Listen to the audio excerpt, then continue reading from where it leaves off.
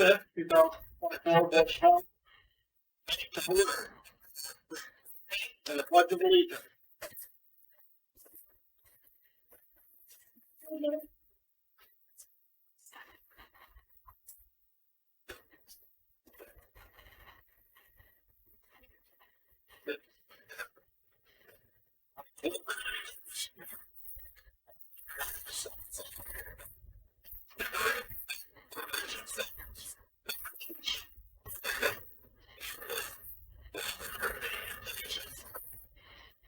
Thank you. Rachel, would you call the roll? Mr. Matthews.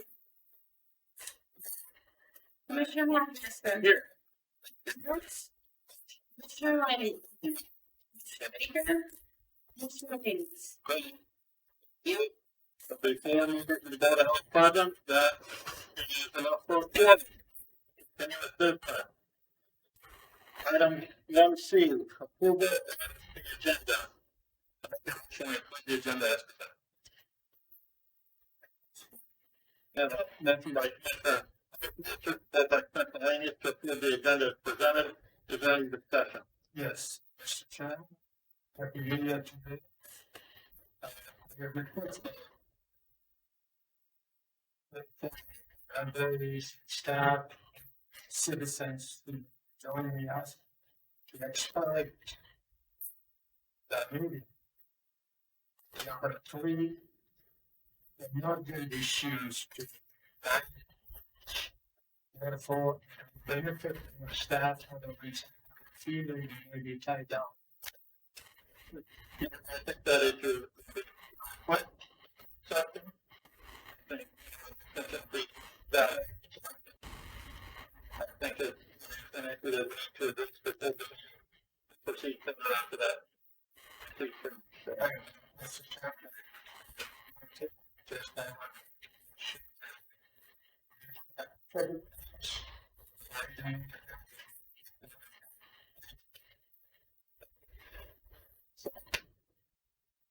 We have a motion to approve the agenda as presented.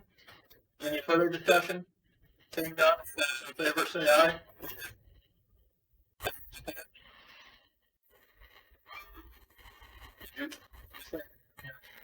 Motion carried.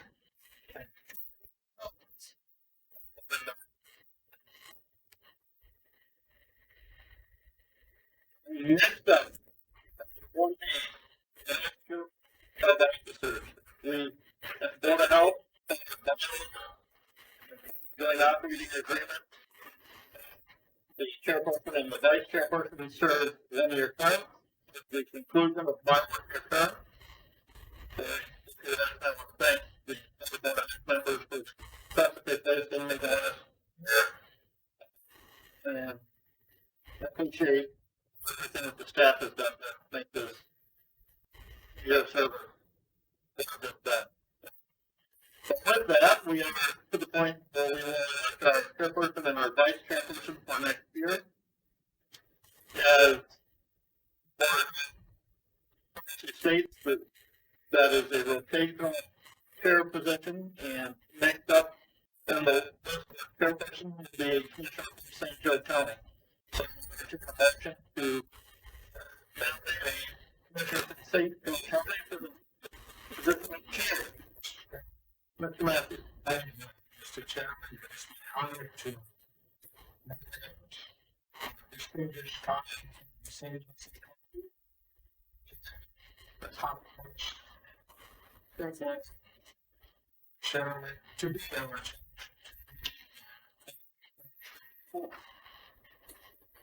Appreciate that. So, further nomination.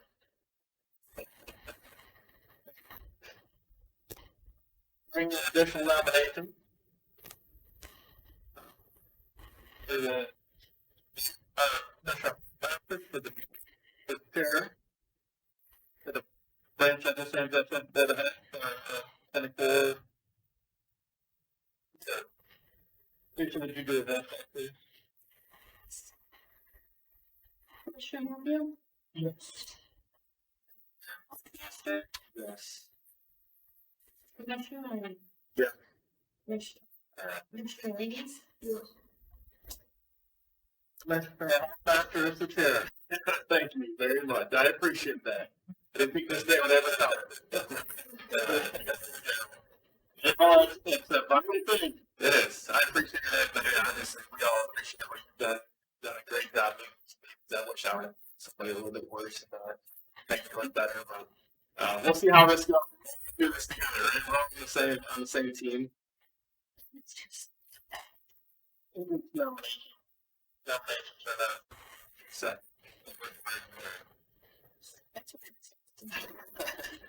so with that being said, still in the election search, the vice chair. I'll take nominations for the vice chair. for 10 minutes. That the position will come to Branch County. I would nominate Commissioner Matthews for the vice chair position. And a nomination for Commissioner Matthew. Any other nominations? All right, seeing none, we'll for the nominations. And then you, Teresa, can we also do another? Commissioner Matthew. Yes. Baxter. Yes.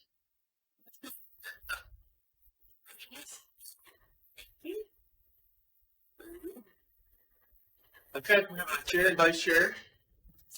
Committee assignments. Now we're on to item letter. Committee assignments. Committee assignments are in our packet. Yes, sir. Madam, is,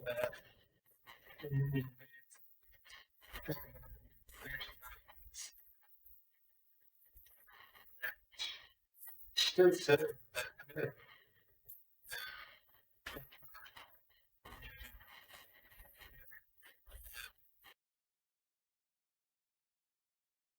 I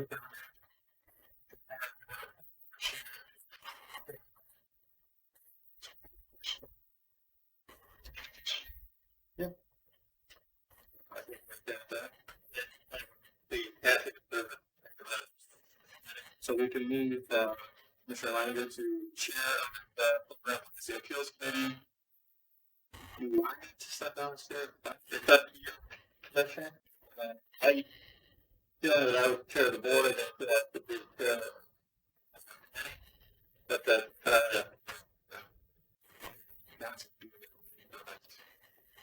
So maybe a little bit tough.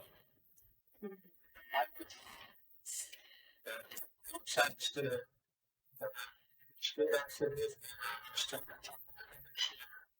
first,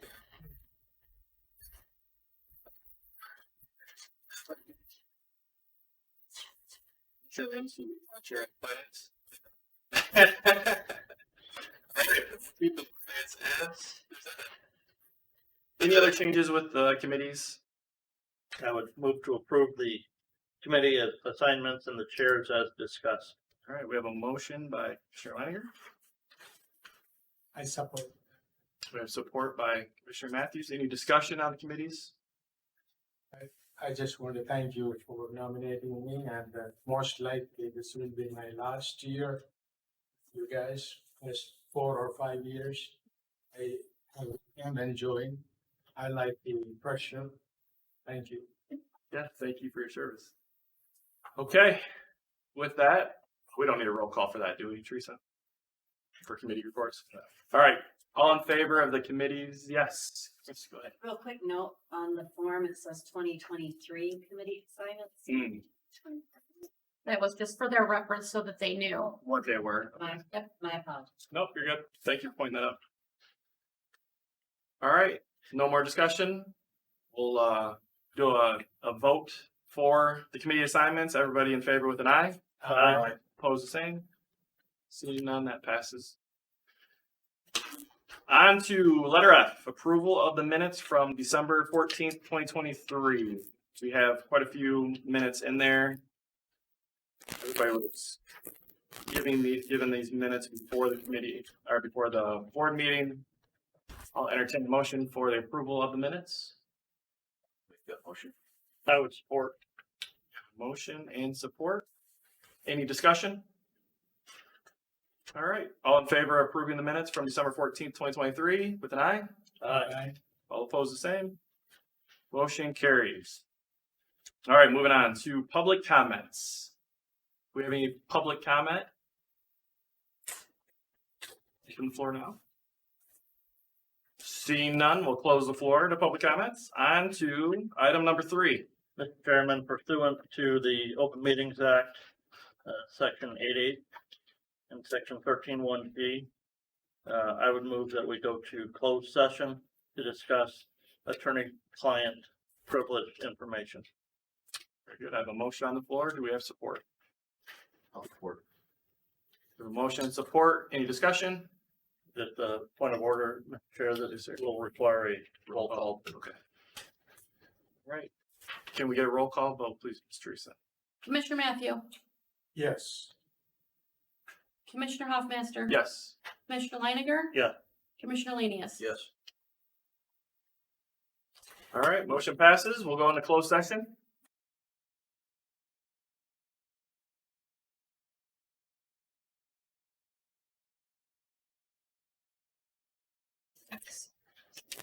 Commissioner, I would move that we return to open session. We have a motion. We have support. Any discussion? Seeing none, all in favor with an eye? Aye. All opposed, the same. Motion passes. We are back into open session. We have minutes before us. Wait a minute, Commissioner, those would be underneath item 8. Item 8, okay. Oh, okay. All right, moving on. Health officers report. It's Rebecca Burns. Good morning. Good morning. So I included a lot of information today for you that I'm not really gonna go through. I'll just talk about it really quickly. But let's start with employee recognitions. So pleased to recognize the staff members who have milestone years of employment today. For 5 years, we want to recognize Amy Elkins Little, who is a breastfeeding peer in Hillsdale County. Lori Hibbs, a clinic clerk tech in St. Joseph County. Barb Keith, an environmental health sanitarian in St. Joseph County. And finally, Laura Sutter for 25 years as the director of the area agency. Started when she was 12. Receive, yes. So very pleased to be able to recognize those staff members. The CDC infrastructure grant, just to give you a little bit of an update, we are continuing to make some progress with the upgrades that I had mentioned before. So you will notice today, if you haven't already, when you leave, please look that the water bottle fill stations are now installed here in this building. They've also been installed in the other 2 buildings. So that has been completed. And also today in your packet is a carpet bid for Hillsdale that was recommended by the finance committee. Carpet or the paint? I'm sorry, it's paint. I said carpet and white. I even typed carpet. You are correct. It is paint. All right, our staffing update. I wanted to thank you for approval of the staffing plan at the last Board of Health meeting.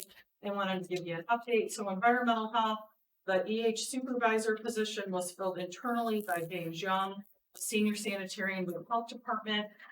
That left his position open and in Hillsdale County, and there's been a conditional offer pending successful pre-employment screenings of that person. So we're making progress. The new Coldwater EH sanitarian position was reposted. And Becky, just to update that, the conditional offer, Is now a real offer? yeah, she'll be starting on, the 12th of February. Yeah. It's not even an offer. It's actually a See what a happens in a week? Woohoo! Great. Alex's position was posted internally for health education and promotion supervisor and filled by Chris Dewey, who joins us today. All right, Chris. Chris was previously our emergency preparedness coordinator, which of course now leaves that job open. Our personal health and disease prevention. Kaylee talks about it a little bit today in her report, but I did want to report that Callie is moving on to Barry Eaton District Health Department and leaving us on February 2nd. We will not accept that as a board. Yeah. Yeah, I think we got that, yeah. Oh, well, let me see. Yeah. Yes, we are sad to see Kelly go, but want to wish her well as she moves on and has new challenges. And it's not, every health department's different, so it will be different and it will be a challenge. Our new nurse position in St. Joseph County, also a conditional offer. I don't know if you know if that one's moved beyond conditional. Yes, Yeah, I think she starts next week. all right, so making progress there, and our part-time nurse position's been reposted. In administrative services, the human resource support specialist position is posted, currently accepting applicants. And reporting to the health officer, the emergency preparedness coordinator position is posted. We've been interviewing candidates. I'm hoping to wrap that up by the end of this week and have a conditional offer out there. And our director, Kelly's position is currently posted. It was not posted when I typed this, it is now. So making some progress there. Request by MCDC today as a part of our agenda. MCDC has requested an update or amendment to our agreements with them. They had hoped to be here today, but the individual, Kim Singh, that would have come is not well. So she is not here because she needs to be home. But the current agreements provide for the opportunity for MCDC to provide an education and outreach payment to the agency.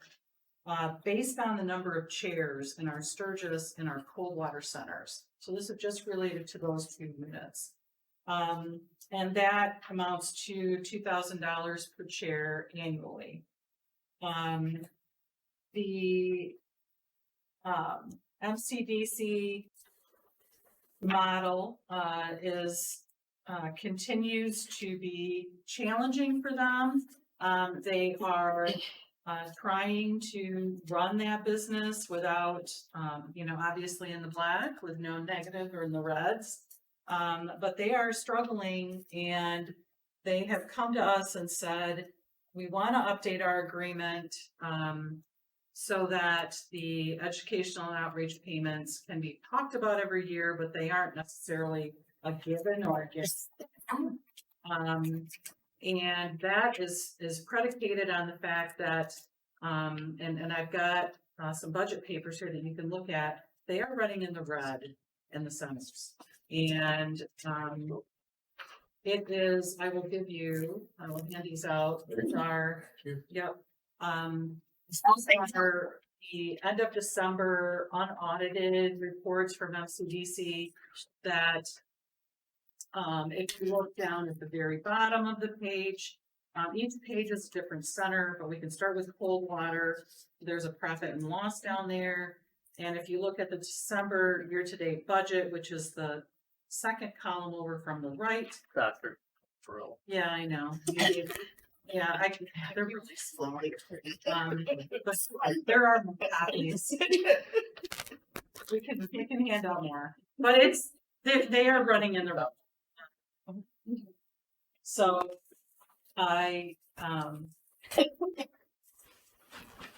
if you look at Hillsdale, Sturgis, they're all running in negative numbers, some more so than others. The education and outreach payments that we receive from them, we put them in the budget and frankly have struggled to really expend those based on how our staff needs to put in time to draw down off different grants. And we don't do currently any exclusive MCDC marketing. We, include them in our general, dental health is important and everybody should take care. So what I have indicated in here is that we will not do any exclusive MCDC dental outreach when they stop sending us these funds. We will not do that anymore.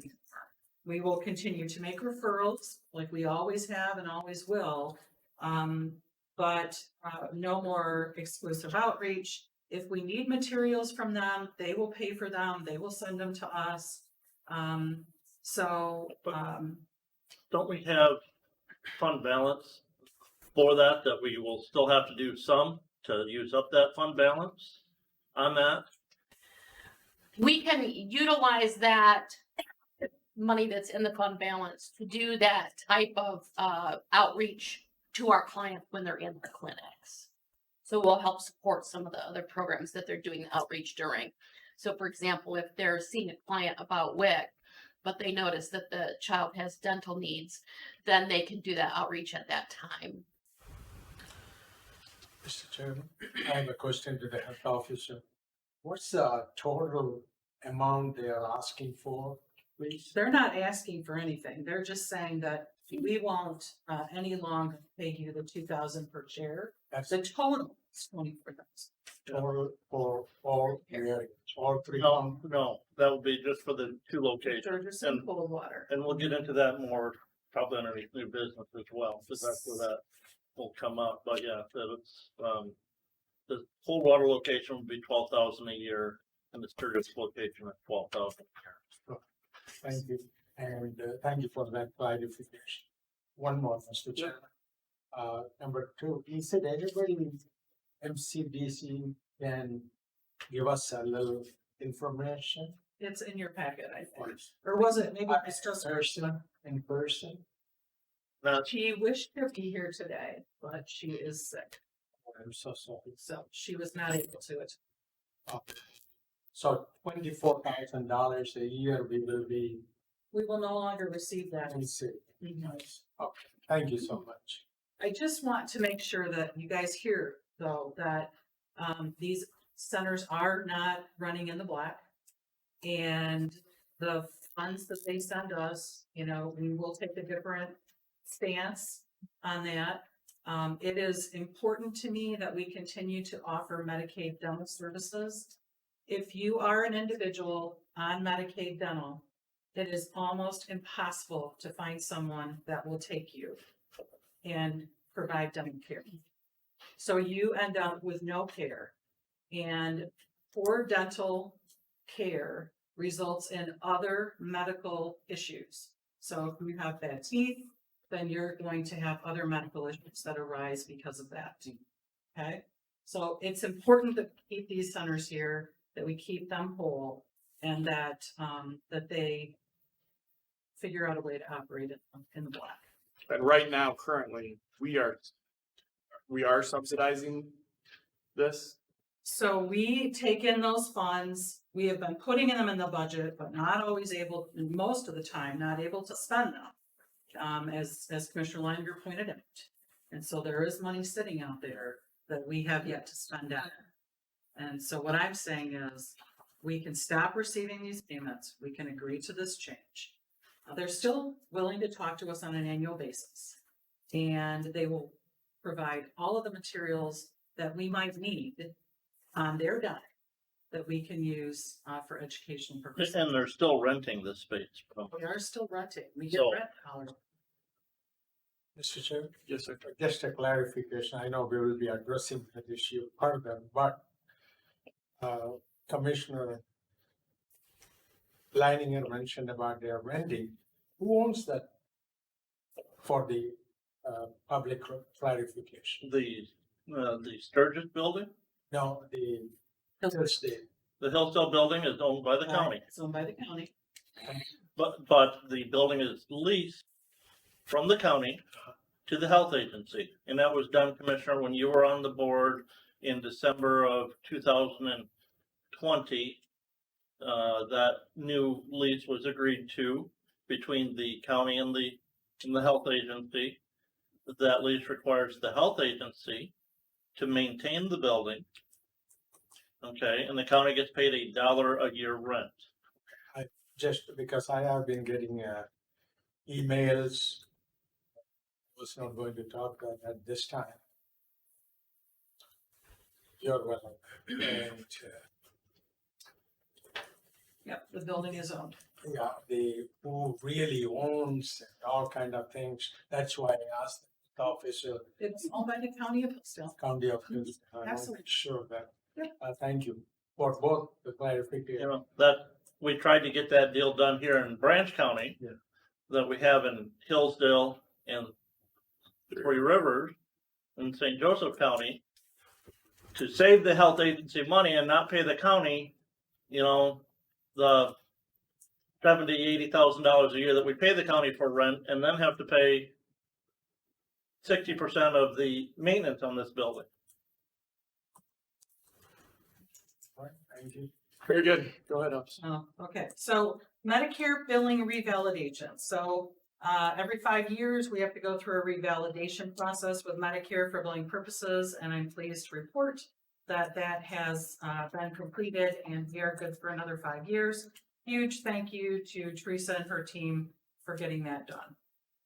The kindergarten oral health assessment is a fairly recent, program in the state of Michigan, which looks to have every kindergartner get an oral health screening prior to entering kindergarten or first grade. And there is an opportunity for the agency to accept a planning grant for this fiscal year. We are going to accept that and look at the feasibility of running the program in the Tri-County area. The allocation is $63,059.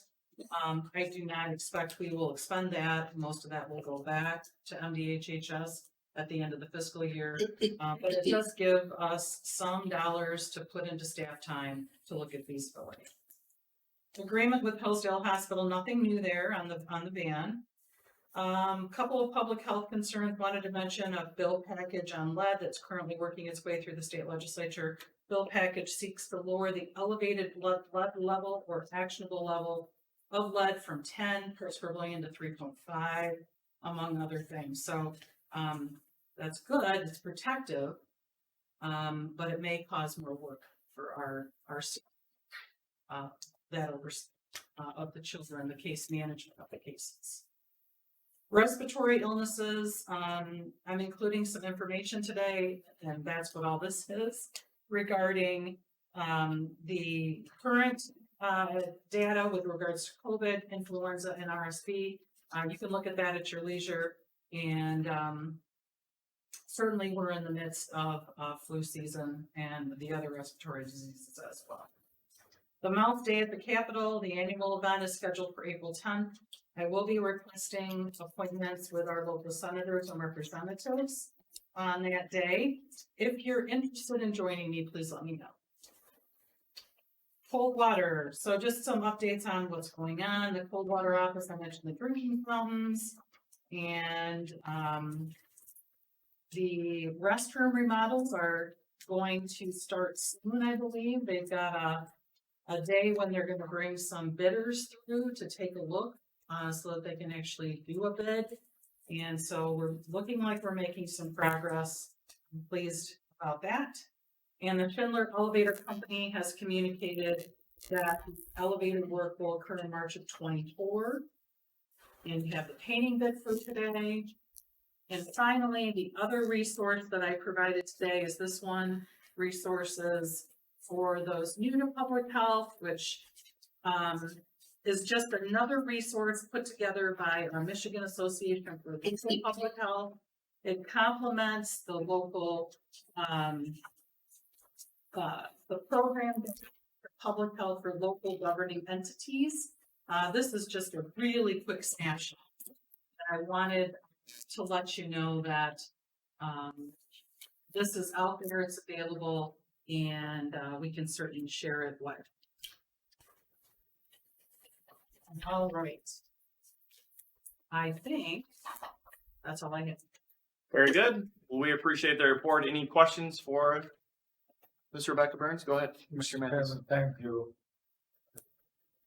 The director, rather, the health officer, Ms. Burns, indicated that Director of Personnel Health and Disease Prevention Director, Ms. Kelly Nichols, is going to leave for North. I think many of us are going to go. I believe. Mr. Chairman, I want to thank her personally for all the work she has been doing. Appreciate it. I wonder, you have mentioned it is internally, you have already posted. It is posted, yes. Any press release for the, I believe it's posted on Indeed. They mean for Kelly? Yep. We are having a party for her on February 1st here. Do you have a party? Just kind of a like lunch dessert party. Desserts, yeah. Dessert party. I didn't check the mailbox. I'm surprised you didn't smell it. Mention dessert. First, 12:30. I don't remember. I think it's 12:30. If you're welcome to come. Where is it going to be, Mr. Chair? Right here, Right here? right here. Yeah, Well, you will remind us, I will. please. I will. Mr. Chairman, if I may add, we really appreciate, maybe someday she will be back here. She never saw. Thank you, I appreciate that. We have friends at Eden and Barry area, so I'll tell them that you are coming. The place will be wonderful, everybody. Thank you, Mr. Chair. Thank you. Any other questions or comments for Mr. Beck Burns? All right, seeing none, we'll move on to the medical director's report. So my report is in your packet. I think the highlights of the month were, well, one, that I only have one more class left in the spring. Congratulations. And that starts next week, so, and then I'll be finished with my master's of public health.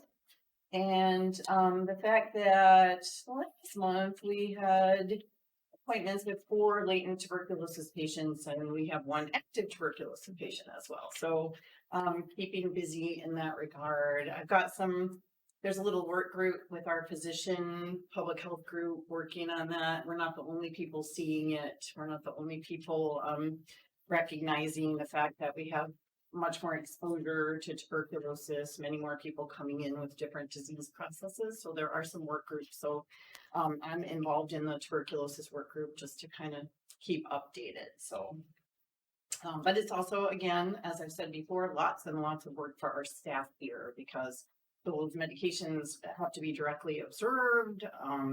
In fact, the active tuberculosis patient has had some trouble getting labs and trouble getting sputums and trouble getting to and from places. He has no insurance. He really doesn't have a good support system. And he's a young guy. So we're actually going to his house to draw blood or transporting him places. We're really trying to help him. So it is a lot of work on the staff.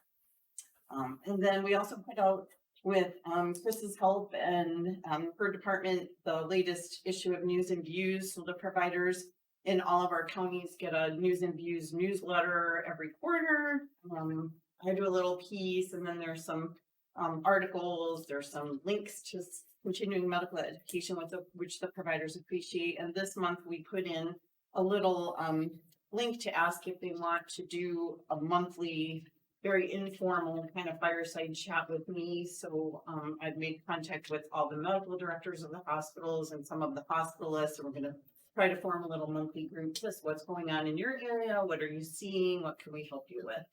And to be able to offer some of our resources as well. So sometimes there's a big disconnect there. And as much as we put out, they have no idea that they should call here with questions. And so I'm also getting a number here as well that will also, if I don't answer right away, it will go to my email and I can see the calls, which is a good thing, I think. My educational piece, so probably right after the board meeting last month, I started noticing lots of what I thought was seasonal affective disorder in most of my patients and their parents. And so I was going to do a little piece on seasonal affective disorder, and I was chatting with a friend who's a family practice provider, and she said, I try to do more on wellness than I do on seasonal affective disorder. So I thought about that. And I was actually surprised last week. I was talking about wellness. I was in a meeting in Hawaii, so that helped my wellness greatly. But I was telling the group that the meetings start at 6:30 and they're done by 1, which is just perfect because you're up at 3 o'clock in the morning because of the time difference. So you go your meeting from 6:30 to 1, and then your whole afternoon is free. So that was wellness in 1 week. But at the meeting, they actually did a section on wellness for providers and for your office staff. So it's kind of a buzzword. And most of the wellness at my meeting was physical wellness, things you could do to eat better and exercise better. And so when I started looking the week before that, I actually found this little wellness institute I didn't love everything on their website, but they did this nice little circle, and it included physical wellness, mental wellness, emotional, spiritual, social, and environmental. I'm not sure about the fostering positive interrelationships between planetary health under the environmental wellness, but maybe for some people. So I thought we need to recognize that it is a whole package, right? So we can have somebody who looks physically really well, but emotionally or spiritually they might be struggling. So I tried to look up some ways that we could all help our wellness, and there were lots of public health things involved in this. And I won't read all of what I came up with, but there were some things that really made me think, and I put them on my list, right? So schedule your wellness check, find a doctor, find a provider, schedule your wellness check. Get an eye exam might be self-serving, but after an eye exam, and they talked about eye health, dental health frequently in those wellness things. Challenge yourself, and some of these sites were very good about challenging yourself to eat like one fruit or vegetable with each meal, and try it for a week. Give yourself a short term, and then try it again the following week, and then all of a sudden it becomes a little bit more of a habit, right? You start thinking about your fruits and vegetables while you're shopping.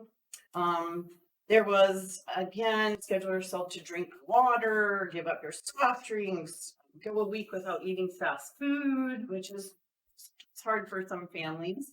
Update your important medical documents, kind of get your list of medications so that when you see providers or visit is smoother. You could talk about side effects of your medication. There were a lot, try something new. So, I kind of added that to my list of things to do. And they did things like join a book club or join a group of people that you want to chat with every week, or go to coffee with somebody, or call a relative that you haven't talked to in a while. And then opt out of something that's bringing you down. So I just had this conversation with my brother yesterday. And, I don't know, the older I get, the easier that is for me when something's bringing me down. I just move on from it, right? I don't spend a lot of time agonizing over it as I did when I was a little bit younger. Bring your nutritious lunch to work, kind of pack it, let other people see what you're doing, give them advice on meals. Ask your doctor to look at your cholesterol, your blood pressure, do all of your preventive things. So schedule your mammogram, schedule again your well check. Maybe take a CPR or first aid class so that you're prepared to help other people if needed. Take inventory of all your health insurance. Develop one new stress buster. So, maybe instead of a bowl of ice cream, you kind of try a new fruit. So when my kids were little, my daughter was just chatting about this. We did a fruit of the week club, and we went to the supermarket and they got to pick a little piece of fruit that we had never tried at our house. And it kind of went over really well. So it made them try new things, and it made us realize what we liked and didn't like. And they would sometimes add that to their little lunch for school, and then show other kids that they had a star fruit or something else that wasn't kind of common in our area. Get a handle on your medical history, your family medical history as well. Try new ideas for dealing with chronic illnesses and a recovery process. And I liked this one, take stock of your refrigerator and your pantry. So we have a pretty big pantry in our house. And so it varies. Our kids come home, there's different foods in there. And sometimes I look and quite embarrassingly, things are expired. So, take note of that and get rid of things that are expired, not expired, and you're not going to use them. Maybe donate them to a food pantry. And I liked this one too, buy a set of hand weights. So I did that, and I have a little set at my office now. We have a kind of a nice home gym, but I stuck a set at the office, and so now all the ladies in the office are walking around in between patients, kind of doing their little hand weights too. But it's fun, and they encourage one another, so it's been good. This one's good for Laura. Check your sunscreen for expiration dates. So when I went to Hawaii, I looked at that and I thought, well, I need all these sunscreens. Washing hands regularly. And I also liked challenge yourself to get up 30 minutes earlier every morning and do something for yourself. And maybe that's physical exercise. Maybe it's just having a quiet cup of tea. Maybe it's reading a little bit, or some other things that you might like. So, and there's lots of things. You can look online and there's a million suggestions on how to benefit your own wellness. And again, when we're well, we can help other people better also. So sometimes we talk about that at our house, how it feels a little, yeah, when I haven't seen my husband and, maybe we eat dinner and then we're kind of looking at each other like who's gonna head downstairs first and get on the bed in this weather because you can't take a walk outside together anymore. So, we kind of agreed to say that that's not selfish, right? That that's kind of helping ourselves, which is gonna help our relationship and help us with our family and other people. So I would just challenge you to maybe look up a list of wellness things and pick a couple and start small. And I was reading about establishing habits and kind of the consensus is, 2-3 months before a habit becomes part of your regular routine. So it's kind of a long time, but if you do it little by little, like some of these things, just do a week at a time,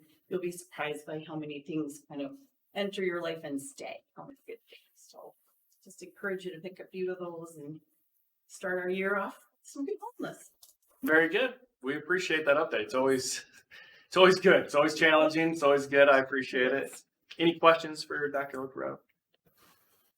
So I got 2 things out of that. I'm opting out of getting my cholesterol checked. And who knew sunscreen had expiration? The expiration. I did not know that. So that's new. I'm sorry. I did not know that. Now I do though, so I feel better coming out of sunscreen? Might have been your last summer. What sunscreen? Yeah, with sunscreen. Very good. If you don't Well, get outside, you don't need it, right? we appreciate that. That's right. Awesome. Okay, moving on to departmental reports. Mr. Paul, how are you, sir? Good. Give us an update on environmental health. Yes, thank you. Yeah. I wanted to give, Becky gave, an update on staff. Wanted to just follow up with that just a little bit. And again, I wanted to thank the board for approving those new positions. But very much appreciated. As Becky said, we promoted internally for the supervisor position. James Young has taken that and he is running with it, doing really good. So, appreciate that. We have made the final offer for the position that would backfill James's position. And actually just today, we identified another person for the position, sanitarian position for here at Coldwater. And we have an interview set up next Tuesday. So we're speaking about that. It's been difficult finding qualified people. Had a lot of applicants, not too many qualified. The one that we have is very highly qualified. Young person, fairly wasn't out of school. So I'm really optimistic about that as well. So once again, thank you for that opportunity to get some more people hired in here and helping our staff. But my staff has expressed gratitude towards that too, that we're getting more help on. Thank you. I did want to talk about a couple of things related to PFAS. So in Branch County, there's a mobile home park, Countryside Mobile Home Park, that is actually they're on a well, but it's considered a type 1 supply because it serves so many people. And we do not regulate type 1 water supplies. We do type 2, type 3 are private. So type 1 is regulated by Eagle. We aren't involved in that, but they can keep us in the loop as to what's going on there. So they've had a PFAS that was tested in their well, and they have decided that they want to go in the area adjacent to that mobile home park into some residential wells and do some sampling to see if there's any more PFAS out there. They contacted me to see if we'd be willing to collect some samples for them, and I said yes, we would be glad to help you, but we need to be compensated. This isn't our program. We have a long-term monitoring process that we work with Eagle on that. Been working with Eagle to take samples in areas of known contamination, and there's a process where they pay us so much per sample and for mailing and those sorts of things to cover our costs. So unfortunately, they came back and said, no, I'm going to be able to pay you, which I'm happy to help, but if we're not going to get paid for it, we're not going to be able to do that. So they're going to be sampling those homes. I think they've identified 5 so far that they want to sample. So obviously, if they find some PFAS chemicals in those wells, we would then be involved, like with any other PFAS sites, we'd open that up and we'd be, helping, the state deal with that and, if they need to have filters, we would be in charge of that. But at this point, it's just still in their hands and I will keep you appraised, as those samples come back. There really is no timetable yet that they've indicated when those samples will be done. But as that information comes to me, I will pass that along to the board. Yeah, Where is that at? it's just south of Coldwater. Yeah. Just a little ways south of Coldwater. I have a question. Sure. Go. Is it within a mile radius of that area, any factories there? I'm not sure about that, Tom. The initial PFAS, they're thinking there was a dump site out there, not too far from there, years back. And when that first came up, that was kind of the talk, and I don't really have that much information on it. Like I said, that's really kind of an Eagles ballpark there. We're not too involved in that at this point, but yeah, and I guess fortunately, there's not a lot of residential wells around that.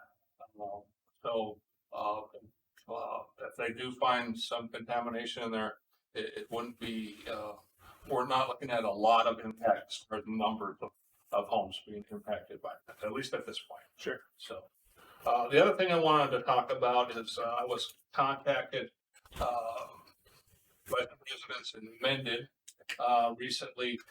They had some concerns about some health issues that they were having, and their home was located very close to the Lear-Sigler plant in Mendon, which is one of our PFAS contamination sites. So back in 2020, Eagle conducted a pretty vast sampling. Most of the homes that were sampled were within the village of Mendon, but they did go out into the township, which is where these are too, along that area close to the plant. So there were, I don't remember the exact number, but there was quite a few homes that were within the village of Mendon that had PFAS contamination in their well. So all of those homes have since been connected to the municipal water supplies. But that's a good permanent solution for those. In 2020, when that sampling round was done, there was one home just outside of the village limits that did come back with some PFAS contamination. And Eagle worked with the village to see if they would extend the water. So again, we're always looking for a permanent solution, not just a filter to be put into a house to rely on that filter. Unfortunately, the village was not interested in extending water into the township. I believe it was a matter of capacity more than anything else. So we have supplied that one single home with PFAS filter and continue to work with that. The folks that were complaining were actually right next door to that. Their home was sampled as well back in 2020 for PFAS, and it was a non-detect. But because of their concerns and contacted Eagle and Michigan Department of Health and Human Services, we had a group chat about this. I kind of told them what was going on, what their concerns are. So they are actually going to move forward and do some more investigation into this area. So again, I don't have a timetable on that, but it's good that they're going to be doing some more sampling, more investigation, and kind of put these people's mind at ease if we can get some sampling done out there. So once again, when those samples come back, I will pass that along to you. So that's really about it there. One last thing that I wanted to talk about is next month, the educational piece for the Board of Health is going to be on the food program. So I'm going to have Joe Fraser, who's one of my supervisors, present that to you. But I wanted to throw out to the board if there are any specific items about the food program that you would like to know about, and we'll make sure that we include that in our presentation. So you don't have to answer me if you want to talk to me today afterwards, or send me an email. If you have something specific about the food inspection program that you'd really like to know more about, just send me a note and we'll make sure that we include that. Very good. We appreciate that update. Any questions for Mr. Paul? So will James still be working out of Hillsdale, or will he be, His home office will still be Hillsdale, but he'll be traveling the 3 counties. okay? And He'll be so, visiting all the offices as much as I do. And Joe was her other supervisor, traveled to all the different offices. and so the replacement for James will be housed in Hillsdale as well? Correct. Correct. And I just want to remind everybody that one of the reasons why I was in favor of hiring extra staff more for EH is because, you know, our residents are needing their services. And if we can open capacity for those services, it's good for our restaurants, it's good for those building homes and well inspections and everything else. So it's a win-win for everybody, which we appreciate. Are we fully implemented with the new software now? Yes. Not quite. The only thing that we don't have is the portal. So, but as far as functionality within running all the programs for our people, we are at full capacity there, and that's going actually quite well. And so we're still working on getting the portal set up. Will allow people to apply for permits and such right online, not having to come into the office. They'll be able to look up some of the, see if we have documentation on wells and septics. So we're looking forward to having that implemented as well. That will really save our clerks a lot of time. They get calls all the time. Hey, you have anything on this property? Or, I want to apply for this permit. They can just go onto the portal. They can log on. They can make their payments. They don't have to come into our office. The clerk can take time, and it's fine. They can still do that, but there's another option, and I think it'll be utilized by a lot of people, especially the contract, the well and septic contractor. Instead of having to drive down to one of our offices and fill out paperwork, they can actually just sit at their desk in our office and take care of that, send it in, and it's going to be more efficient for them as well. Very good. Well, we appreciate that. Any other questions? All right, moving on. Miss Laura with Area Agency on Aging. Welcome. Good morning, thank you. So I included the first quarter services to victims of elder abuse report for your perusal. It was a quiet quarter, so staff really tried to engage more in webinars and online trainings to stay brushed up on some hot topics in their field. We obviously been keeping busy with referrals and talking with and coordinating with our community living program on some shared participants who may also qualify for the Victim of Crime Grant. The Commission on Aging here in Brant County did start their first day of congregate meal service at the Union City Senior Center. It was a very, they had a delay because of the weather, so their initial day changed to Thursday, January 18th, and they had 12 people. And so they're hoping that, continuing on with this mild weather might bring more participants, but feedback has been positive so far. Becky Schuler is our new nurse care consultant with the Community Living Program. She started just after the new year and is off and running. She was not able to be here today. They have meetings scheduled, but he's definitely a quick learn and is very kind, calm. I've observed and listened in already, so we're hoping that she likes her as much as she likes us as much as we like her. So with the end of the fiscal year comes a lot of reporting and a lot of compilation of data. Our team has closed out 2023 programmatically, and now the Bureau is in their final processes of closing the financial side of things. So that's just ongoing, and things are looking good there. The Commission on Services to the Aging at their December meeting chose to take action to extend a multi-year plan an additional year so that it coincides with the plan that the Bureau submits to the federal government. it will help tremendously. What will happen then, our local contracts would get extended for another year. So it's a good thing to have it all coordinated and all sort of consistent. It will also, you know, we'll still, be diligent in looking at the demographic data and some of the other trends that we're seeing, among service providers. And address that in our allocations process. We do that every year. But the contract physically will be extended another year as a result of that bureau change. And the last update there is related to one of our contracted service providers in St. Joe County. Our transit authority there receives around $26,000 in grant funds from the Area Agency on Aging through our Board of Health allocations process. And they're looking at operations and efficiencies within their organization and service provision in general to the county. They do two types of transportation under contract right now. The first is what we call demand response. So if somebody knows ahead of time that they need to go to see their doctor or to across town to schedule the transportation from their home to the place, they do that ahead of time, and it happens with one of their 15 passenger buses. They can take a caregiver if they need to, and it is a donation-based fare.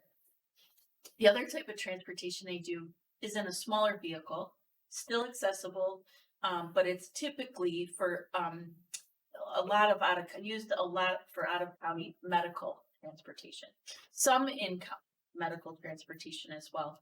But it's a much more specialized service, but it still fulfills a very strong need.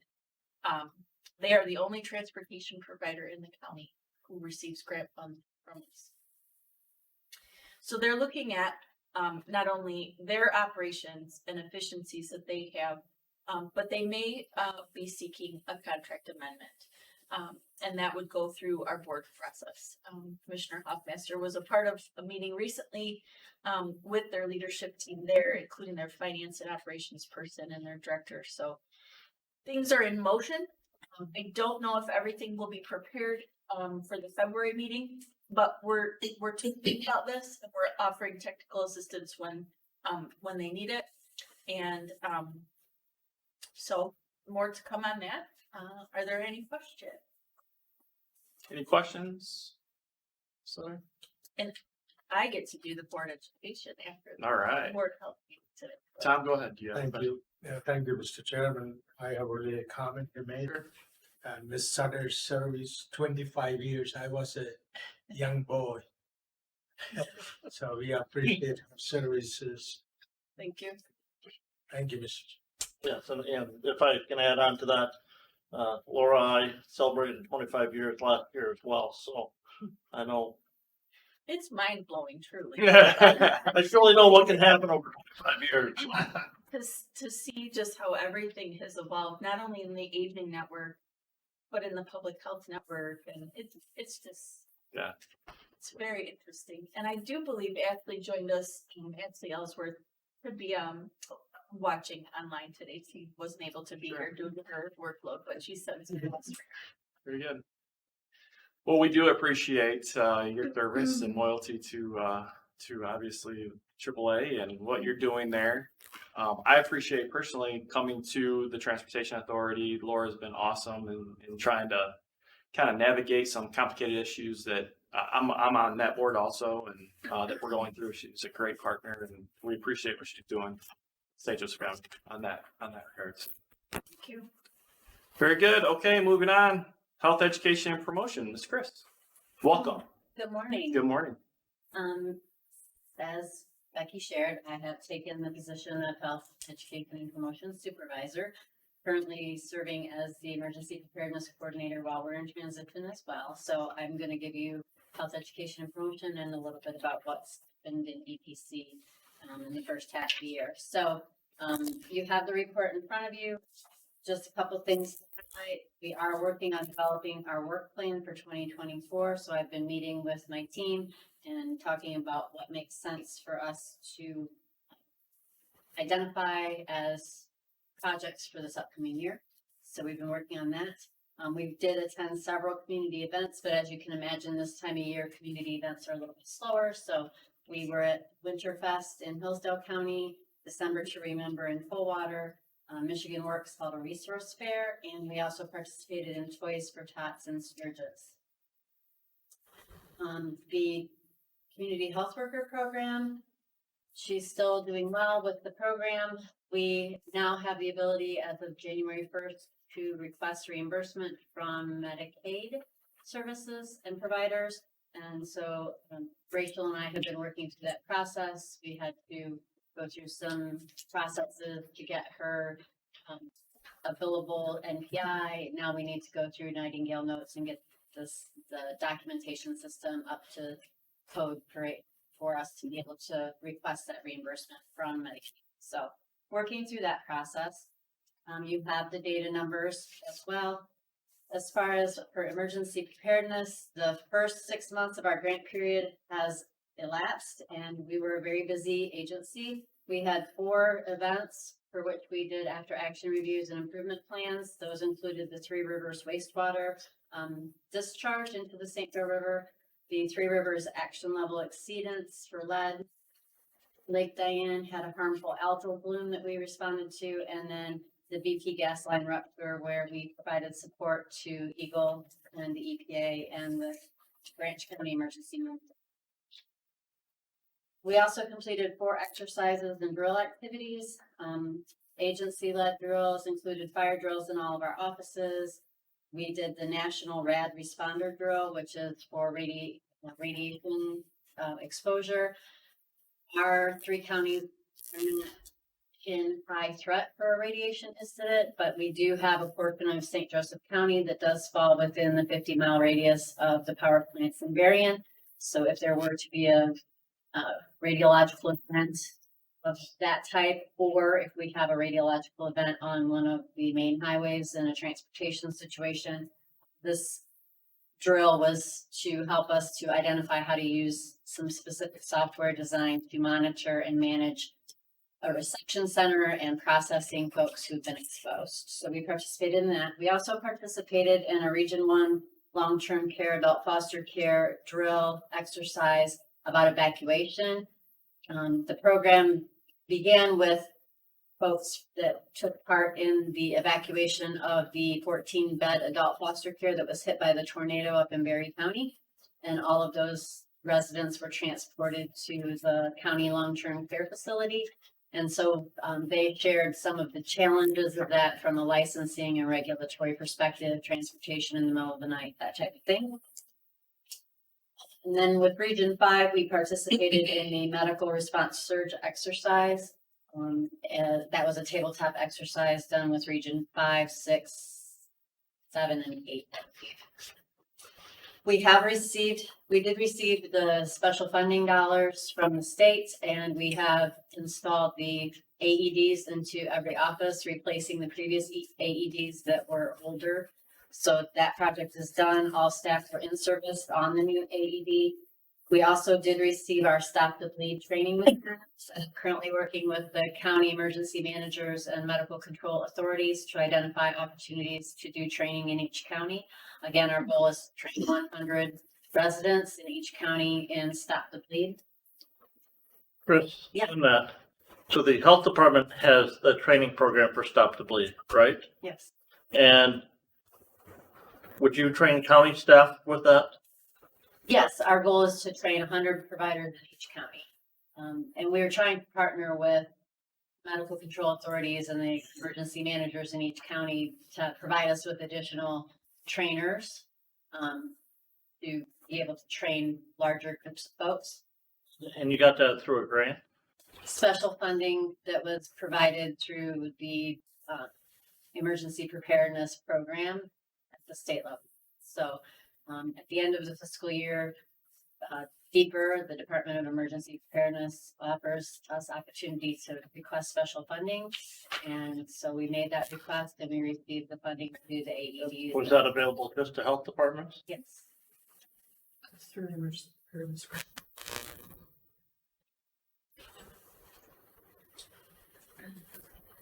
Also, I may want some more information on that. okay, I'd be happy to provide that. Also this month, we did provide ICS 300, that's an incident command training for advanced level providers in the incident command structure. So for our agency, that looked like supervisors, directors.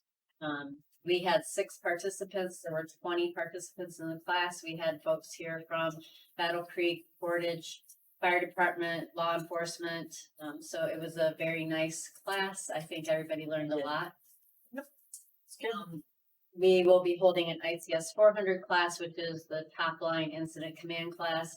And that will be February 28th and 29th. So for those who may be watching our board meeting today, there are still seats available. So if you have someone that needs that training, please feel free to enroll. Very good. We appreciate the update. Chris, any questions? I have a quick question. So I get to serve on another committee with you, obviously, the local emergency planning committee. So I would assume the emergency plan preparedness coordinator, the new coordinator, is going to be able to be on that committee. Yes, so the intention will be that the person that replaces my role will assume the relation. That position going forward. Okay. Yep. Good. And we'll continue with the activities. I miss you on that board. That's always good. So, do a great job. Okay, good. Moving on. Ms. Talley, personal health and disease prevention. Last report to us. Sad. It's bittersweet, that's for sure. I appreciate all the well wishes. So I just have a couple of updates for you on respiratory viruses. I know Becky touched on this and has the full flu focus for you in there to take a look at. I did look at some of the updates from that this morning. So respiratory viruses are on the decline, but not out of the woods yet. Flu season is from October to May usually, so it's good to see that that stuff is declining at this point. And Michigan was high, I believe, last week, and this week we're now at moderate. So we are seeing a little bit of a lower activity level in those viruses. And then I did see here that nationally there are now 47 pediatric deaths reported due to influenza. And I had a little typo here in my report, but the last sentence was supposed to say that there are no pediatric deaths currently reported in Michigan. For immunizations, I talked about last month that we were still working on getting RSV vaccine. We now have that in-house that we can administer for age 60 and older and pregnant women.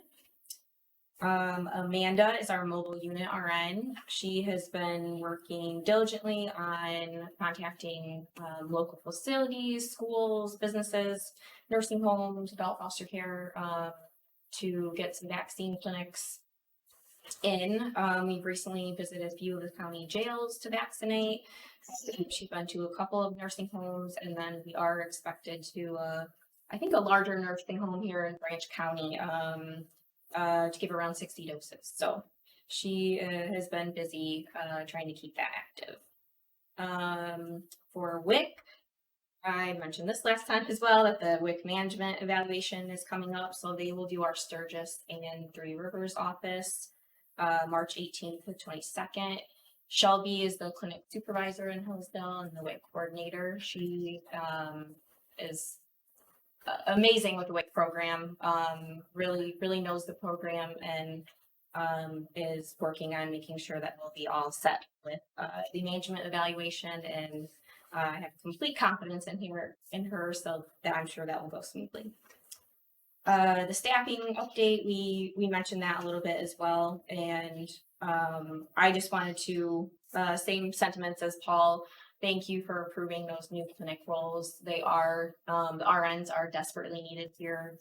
And I know that will be a huge help in St. Joe County, having the 2 locations, as well as doing some of the CD work that Dr. Ruprell mentioned with TB, because the demographics in Branch County are definitely changing. So, we need use of our translator system, and it's a lot more time consuming appointments. So it will be helpful to have those shortcuts here to work on some of those things.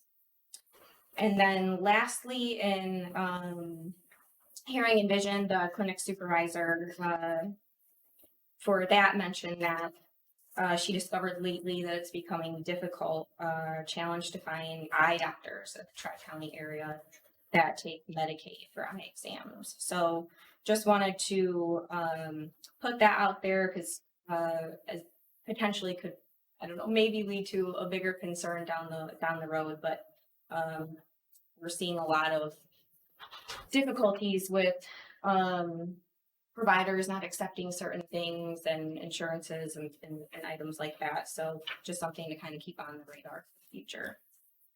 And then of course, like I said, thank you for the well wishes on my departure. I am very grateful for the knowledge and experience that I've learned here, the relationships built. So it's been an honor to serve alongside you and help make these communities a better place. So thank you. Very good. Thank you. Any questions for Ms. Callan? Comments? You will be missed. Thank you. Appreciate it. Agreed. Thank you for all that you've done. I know I haven't been on the board for a real long time, but you definitely do a wonderful job, and we appreciate that. And we wish you nothing but the best. Thank you. But selfishly hope you come back.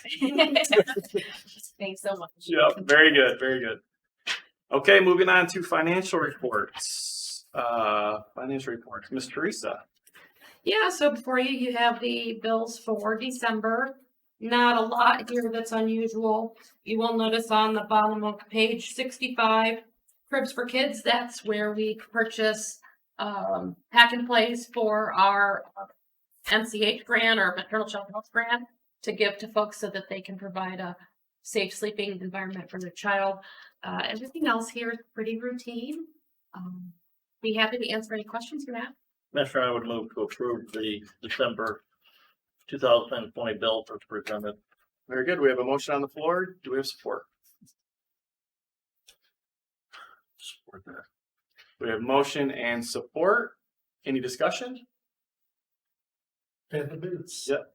All in favor with an aye? Aye. Aye. Oppose the same. Payments approved. Moving on to review of financials. Yeah, so before you, you have the balance for December. The cash disbursements that only go through November do not have them reports from the county yet at the time of this publishing. And then the meat and potatoes that you really like to look at are the expense by program. There's a lot going on here.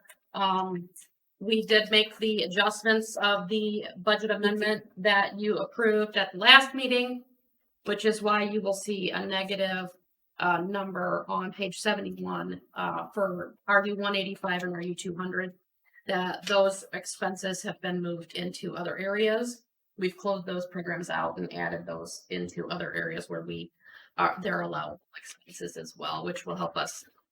The other thing that's a little bit unusual on these finances is there is a distribution that goes for community health. And the community health services allocation is how we pay for health education time that is used to support the programs. For example, you know, they do the brochures for the agency, they do community events that really tout the whole health department. And those dollars are then, because it's not specific to one program or another when they're doing things that are an agency encompassing, those expenses are transferred to the programs themselves through an allocation. And the way that we have funded health education, we are expending the portion of that is being transferred to the programs as one funding source initially. So it's showing some of these programs are over because we're choosing to allocate all of the expense at the beginning of the year and then use a different funding source that will allocate the rest of that during the rest of the year. So it looks a little different than what you're used to. We expected this to happen, and it will fall in line on those programs as we move through the year.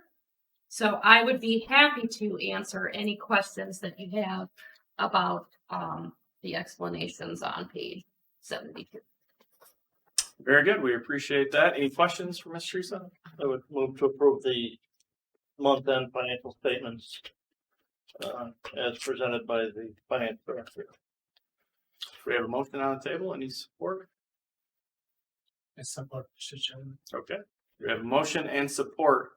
Any more discussion? I would appreciate an explanation of ELPHS. Yeah, so ELPHS stands for Essential Local Public Health Services. So the programs mandated in the public health code. Thank you. Very good. Any more questions? All right, we have a motion on the floor. All in favor with an aye? All opposed the same? Motion carries.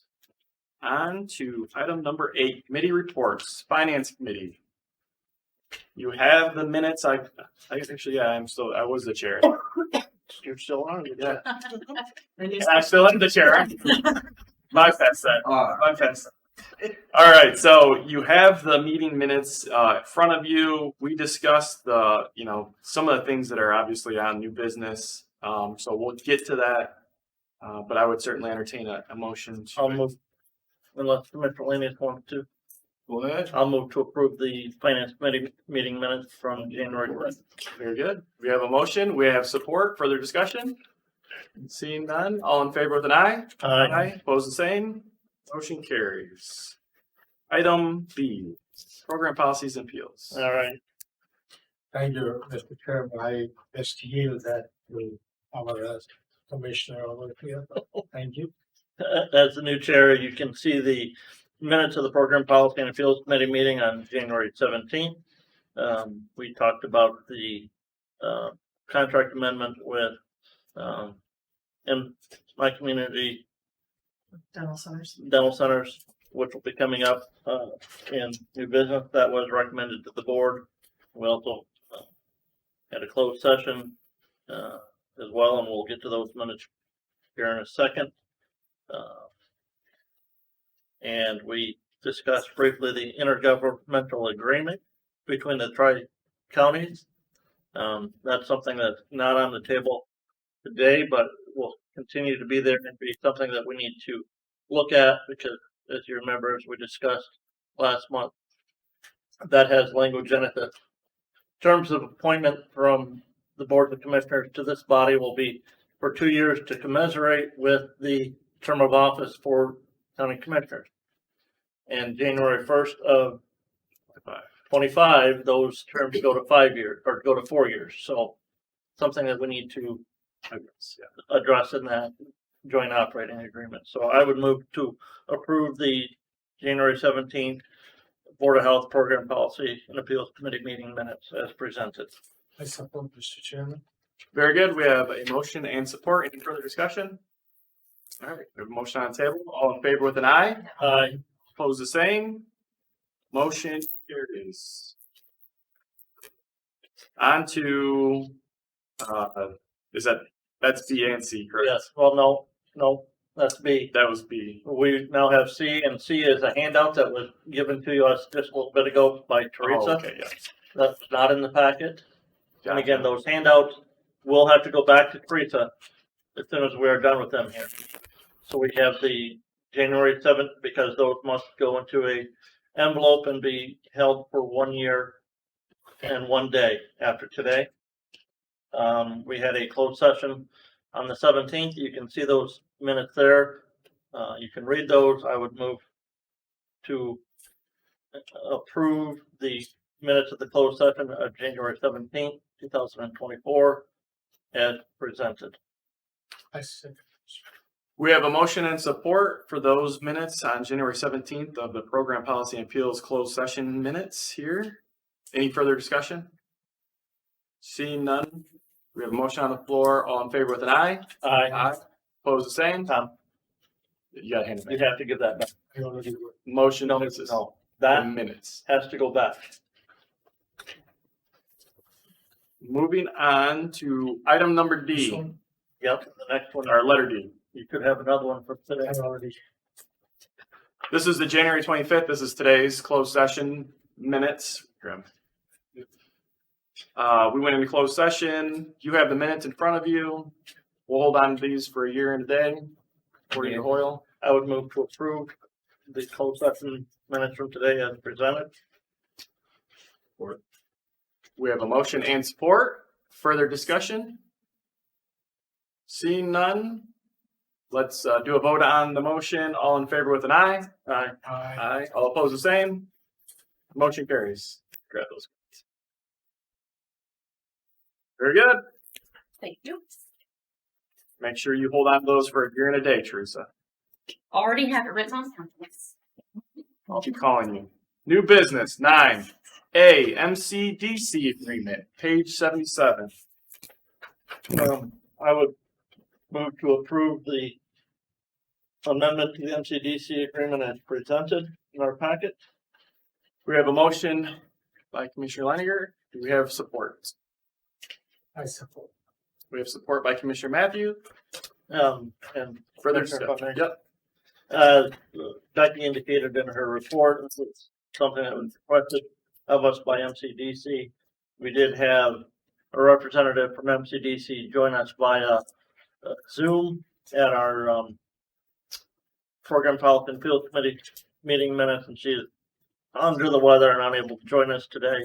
As you heard before, this amounts to $24,000 that the agency will not be receiving if this is approved. That money, though, was strictly set aside money to use strictly for dental outreach. And I forget, Teresa, how much money do we have in that as far as fund balance? It's a little over 400,000. So it's not money that we've been able to really utilize a whole lot of. It's, you know, we were presented those financial statements here a little bit ago from MCDC, and I'm not sure that 12,000 per office is really going to be that substantial of help. You know, looking at those numbers, we'll leave that to the finance expert over here. No. But right, it is something that we want to continue to make sure do what we can to help them. They do still pay us rent for each of those facilities, though. So Very good. We appreciate that. Any further discussion? Seeing none, we'll go ahead and vote on the motion on the favor with an aye. aye. Aye. Oppose the same. Motion carries. Moving on to B, Board of Health bylaws, page 80. Chairman, I would move to approve the Board of Health bylaws as presented. We have a motion on the floor. We have a support. I support. Commissioner Math. Very good. We have a motion and support. Discussion. Commissioner, if I may. You may. As a reminder, underneath Article 9 of our bylaws amendments had to be presented in writing at least 10 days prior to the meeting. We were presented with a copy of these amendments at our December meeting with the Board of Health. A reminder, we're just underneath Article 5 meetings, Section 5, we're inserting the word board chairperson. In other words, whoever is the chairperson of the board, they'll be the one to call a special meeting of the board or even of committees. And we are deleting Article 10, county appropriations, because, you know, we at the Board of Health don't determine when the counties make those appropriations. And really that's something that we need to consider adding to that joint operating agreement that we discussed earlier. Yeah. Very good. We appreciate that synopsis. Any other further discussion? Seeing none, we'll go ahead and vote on the motion on the floor. All in favor with an aye? Aye. All opposed the same. Motion carries. Item letter C, Board of Health contact information updates. I believe that was Yeah, so Teresa has that. I just wanted to make sure that you did not want any changes on the way things show up on our website for our Board of Health members. The information that is currently there shows the name, and then if you click on them, then you see their email address and the county address. As long as you want no changes, then we are good to go. As far as I'm concerned, Mr. Chairman, mine is okay as long as not listed my cell phone, because my grandchildren will be picking up. Yeah, there's no phone numbers on the website, just email address and the county building address. Do you need any action? No. Okay. Everybody's good? I know Teresa brought by that information, so. Moving on to letter D, employee recognition. Ms. Rebecca? As I mentioned in my report, so we just want to formally recognize those staff members. Thank you. And you have certificate for the chairperson of the board to sign. Yes, I do. Thank you, Oh, Brett. boy. Look at that. Well, there's not as many as there Not were. as To sign. Just Thank 4 you. little signatures. I will do that. That's all. Can I do that? I can do that. Yeah. Okay. Well, congratulations. Longevity is a rare thing right now, and we appreciate your service, and hopefully that continues. It's phenomenal. Mr. Chairman, Yes, sir. you for this longevity, you appreciate it as well as I do. You know, Yes. are you serving them dinner or? As long as I get to partake, yes. We'll do, He's serving, you're paying. yeah. Surf and turf. It will be my honor. I will turn the bills to. No. Finance. They will be promptly declined. Being the chair of the finance. Awesome. Well, thank you for your service. Moving on to E, the interior painting project at Hillsdale. We discussed this in the finance committee meeting. We had a couple bids that the director brought before us. We went through those bids. They're in there. Do you have any more information, Rebecca? We brought only the bid that you approved Yeah. today. This particular company is local to Hillsdale. They were just slightly lower in their bid than the other contractor that submitted. There was a third contractor that I reached out to that never followed through. But I feel confident that this company will do a nice job. Yep. Yep. And this is also coming out of a grant that we It received. is. Yep. It's part of that infrastructure. The infrastructure grant. So Yep. we do have the funds to provide for that as well. Absolutely. Yep. I would move to approve the painting contract with Apex Painting as presented. Very good. We have a motion. Do we have support? Mr. Chairman, Sir. who is that tonight? Let's Point, get a point of order. let's get a support and then we'll discuss. Yeah. Okay. Do we have support? Anybody supporting Commissioner Lanius? You can. I can do it too. Hey, I support. Okay. Now discussion.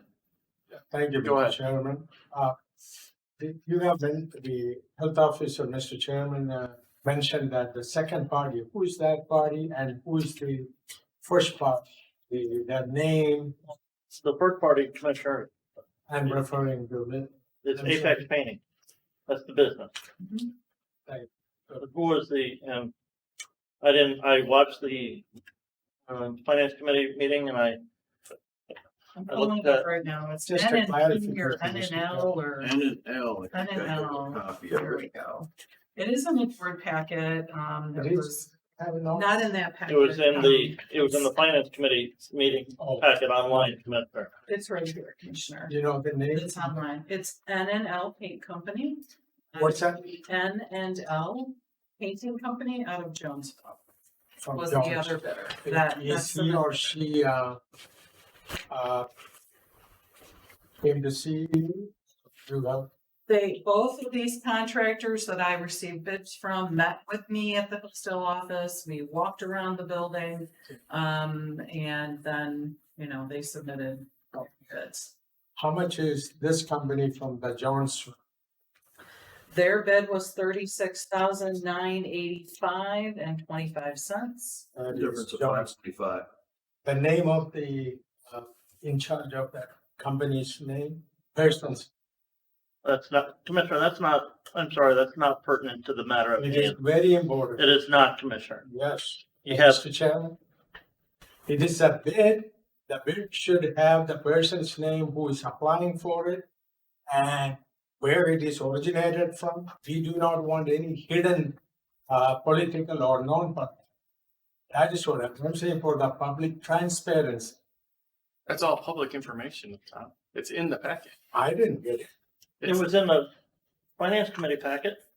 The finance committee recommended this bid. Mr. Chairman, Yes.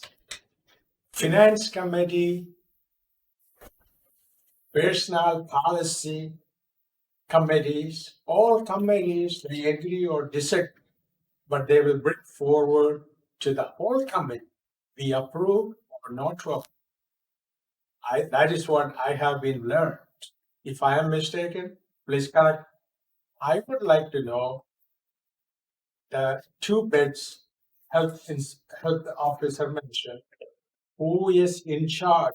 It is very important to us because we want to make sure that it is public knowledge. We are not giving, but I don't know what companies are. I'm saying I would like to know who is the first one heading, the second. Why we are hiding? We are not hiding. It's all public information. That's what we're telling you. Can We have you- the- Can the officer read that names? Why not? My friend, I don't know exactly what the entity structuring is of both of those. Mr. Chairman, I am asking the health But officer. commissioners, this is a time for the members of this board to debate. We have a motion on the floor. This is between us as members of the body, not between us and staff people. If you wanted to know who the owners of these companies were, there is a site in the state of Michigan. You can go publicly to that website and find out who the owners of that business Mr. are. Chairman, Let me stop you. Rebecca, do you have that information at your fingertips? Nicholas Lytle was the individual who submitted the bid for N&L. And I'm trying to locate the name of the individual who submitted for Apex. I did not bring it with me. Is that a part of the finance committee packet that we received? I don't Is that see it in I there. don't think Yeah. it doesn't list it lists the business name and the business address. So if I may, Mr. Chair, Yes, sir. what I have one problem with is that we didn't get three bids. We're supposed to have three bids according to policy. So that's the first part. We're not following policy because we didn't get three bids. Now, because the third person didn't get back with you, doesn't qualify that as a bid going out. Well, I mean, You reached out to them, they, he agreed to bid and then he never followed through, okay, so that doesn't qualify as a bid for us to look at. correct? It's not- Okay, so that's not following procedure. The other thing that I'm a little bit disturbed about, I know we passed this through, the finance committee, but having gone over this, I see two completely different bids, okay? And the problem that I have with this is, one is itemized very nicely, the other one is not itemized at all. So when I'm looking at a bid, I think, in my humble opinion, that when we do a bid like this, we need to have our own form to fill out. Send that form to the company that we're requesting a bid from. So every company is on the same form. Now, for instance, I'll detail this just a little bit. We have, for the ceilings, we have 7,701 square feet. Okay, and that's what they're bidding on for the ceiling. So everybody understands, nobody's going in and taking their own measurements. Nobody's going in and saying, well, we're gonna use 10 gallons or we're gonna use 15 gallons. What we do is basically summarize what we need as a bid and put it out that way. So the companies, again, that bid on this are all bidding apples to apples. And that way we know who's gonna be doing what and what it's gonna cost us itemized wise. And if we have our own form to fill out, that takes away any idea that there might be somebody hiding something or somebody getting an advantage over someone else. So these companies would then fill out our form with their names and their date. And the other thing that I have an issue with on these two quotes, neither one of them have 30-day, 60-day quote on this, okay? So if this quote, for instance, was done 11/29/23, So we're going on 90 days past that. In my business, and you know it's my business different than anybody else, when I do a quote for something, I do 30 days or that's it, you know? Because things can change in the marketplace, in the industry. So for them to say that this quote is good for a year right now, they'd be cutting their own throat. I mean, in my position. So if we put together a form to fill out for a quote, everybody's on the same page, we know it's all good for 30 days, there's nothing that's not disclosed, everything's in the open for the public to see one way or another. We have 3 bids completed to follow the policy and procedure, so we don't get in trouble there. That's where I'm at. Thank you for that feedback. Rebecca, can you walk us just real quickly through the RFP process? Sure. So, the name of the Apex owner is Warren Fick. So we now have both names. The agency, has never been asked to have a form for a bid. So this is a new request. Okay. So what happened was a review of contractors, phone calls to contractors. The reason that I reached out to the contractor that didn't end up following through was that he had done painting in that building for us in the MCDC suite a few months ago or a year ago, in advance of them reopening. So he'd already been on site, familiar with the building, expected that he would follow through with the bid. He did not, so I was surprised and disappointed, but these individuals were contacted, they agreed to meet. We met on site at the building. I explained the process to them, that it goes through a committee review first, and that the committee then will take a recommendation or not. In this case, the committee reviewed, a recommendation was made, it's brought to this group at this point, and I explained to them that that occurred, the Board of Health would then, as a whole, review it, and in most cases, usually, it's approved. So that is the process. Okay. If I may, this body has in the past approved similar bids where we've only been able to get maybe even one bid. You know, you can reach out to all the contractors you want, but if they're not gonna give you a bid, they can't make up a bid and we can't wait to act on the bids that we do have. All they gotta do is sign no thank you and turn the form back yet. Yeah, but I mean, But, you know, but Commissioner, we don't have a policy that we require our own bid form. Now, that's something that we're gonna do, that would have to go to the policy committee of the agency first to develop. And if that's what we need to do, then that's what we need to do, but I don't feel like, these people did come, they did provide bids, they did everything that I asked them to do. And the one we're recommending is the one, just for clarification, that is the detail, yeah. So there's not a lot of ambiguity there. And it was the cheapest It was a bid cheapest. received. yes, And,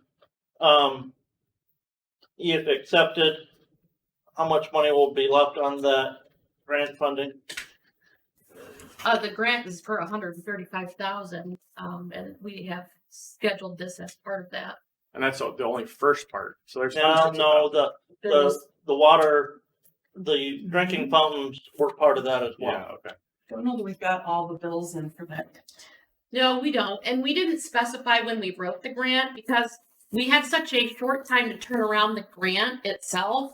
What we specified was that we were going to do painting and carpet in some of our offices. We didn't specify how much or which office specifically. We did target the Three Rivers and the Hillsdale office in the grant most appropriately because they were the oldest.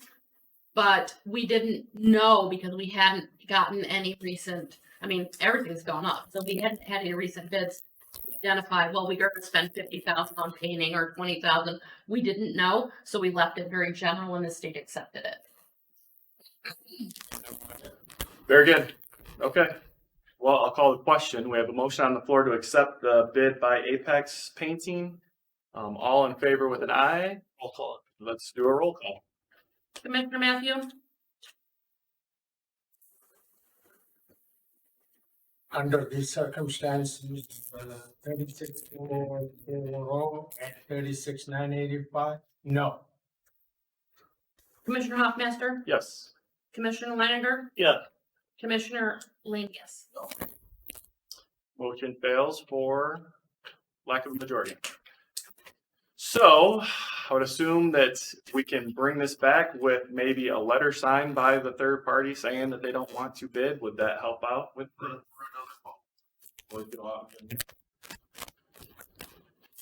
So we'll move on. All right. Audit. Ms. Rebecca. Well, you have the annual letter in your packet. And this is mostly a formality explaining that they are getting ready to come visit and do the audit. Teresa, anything more? No, just my team's been working really hard to get ready for that audit, and we expect them to be on site on Monday. Okay. Very good. Good luck with that. as a reminder, Teresa, how long is our contract with them good for the audit? I believe this is our last year, or maybe next year. I'm not sure. I'll have to look. Let me double check.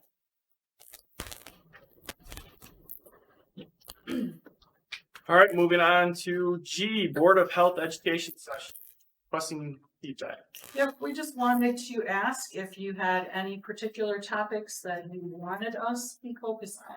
So, the Area Agency on Aging is today. As Paul mentioned, we're gonna talk about the food program next month. Is there anything that you would like us to focus on? If you don't, necessarily have an answer today, that's fine. You can let us know, later today, but we do wanna ask for your feedback on what you'd like to hear. Very good. We'll make sure you get staff feedback. Okay. Sound good? Sounds good. All right, very good. On to number 10, public comments. Doesn't look like we have a lot of public, so open it to public comment. Seeing none, we'll close public comment. Mr. Chair, Yes, sir. I make a motion to adjourn. Okay, we have a motion for adjournment. Any support? I was. We have motion and support. Further discussion? Not Thank you. debatable. Oh, non-debatable. All right. All in favor, then aye. Aye. All opposed, the same. You. Stick around for